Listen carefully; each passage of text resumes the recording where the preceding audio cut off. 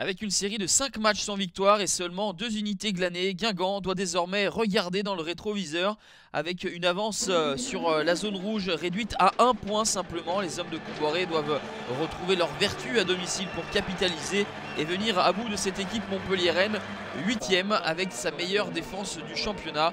Les joueurs de Michel Darzacarian sortent d'une partie aboutie face à Lille et un succès 3-0. Ainsi, l'entraîneur Hérolter conduit peu ou prou le même 11 de départ que celui victorieux face au LOSC. Les Montpelliérains qui concèdent une première opportunité, la petite erreur de Daniel Congré dont ne profite pas Marcus Thuram, la frappe trop écrasée de l'attaquant guingampais sans problème pour Benjamin Lecomte. La réaction des Payadins avec cet enchaînement suite à une touche, la frappe d'Elias Skiri, pas suffisamment appuyé pour mettre en difficulté le portier suédois de l'en avant, Khalid Johnson. Pas énormément d'occasions ni de rythme dans cette partie. Et des petits à-coups.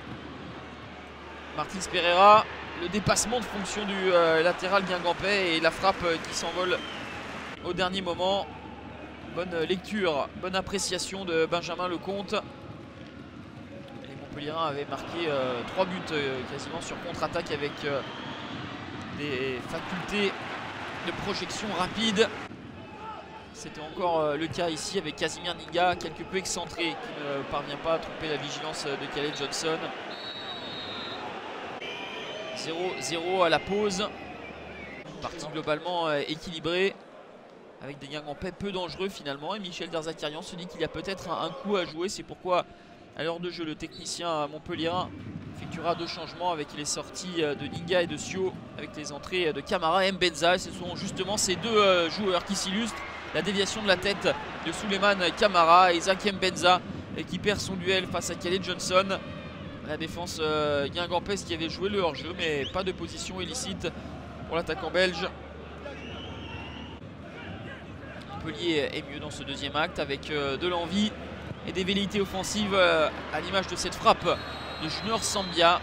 La frappe un petit peu fuyante du milieu montpelliérain oblige Khaled Johnson à une manchette peu académique mais efficace. Ensuite Sambia, emporté par son élan, commet une faute. Pas de quoi se réchauffer toujours dans cette deuxième période.